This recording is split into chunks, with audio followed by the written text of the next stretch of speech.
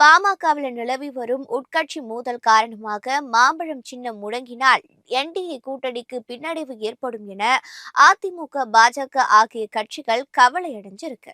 பாமகவுக்கு தமிழகத்துல வடக்கு, மேற்கு மாவட்டங்கள்ல 50க்கும் அதிகமான சட்டசபை தொகுதிகள்ல இரட்டை இலக்கத்தில் ஓட்டு வங்கி இருக்கு.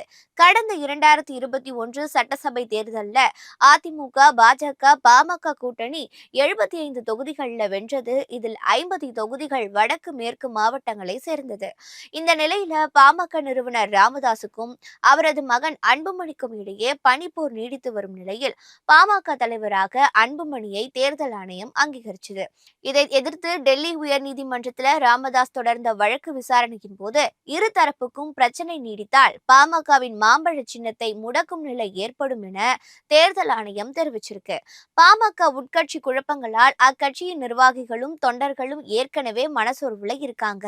ஒருவேளை மாம்பழம் சின்னம் முடக்கப்பட்டால் வடக்கு, மேற்கு மாவட்டங்கள்ல தங்கள் கூட்டணியின் வெற்றி வாய்ப்பு பாதிக்கும் என்ற அதிமுக மற்றும் பாஜக தலைமைகளுக்கு அச்சம் ஏற்பட்டிருக்கு. பாமக ஒரே கட்சியாக இல்லாவிட்டால் கூட்டணிக்கு பின்னடைவை ஏற்படுத்தும். ஆனா ராமதாஸ் பிடிவாத குணம் கொண்டவர் என்பதால் பாமகவின் நிலை ரெண்டும் கெட்டானாக இருக்கிறதே என அதிமுக, பாஜகவினருக்கு கவலை ஏற்படுத்தி இருக்கு.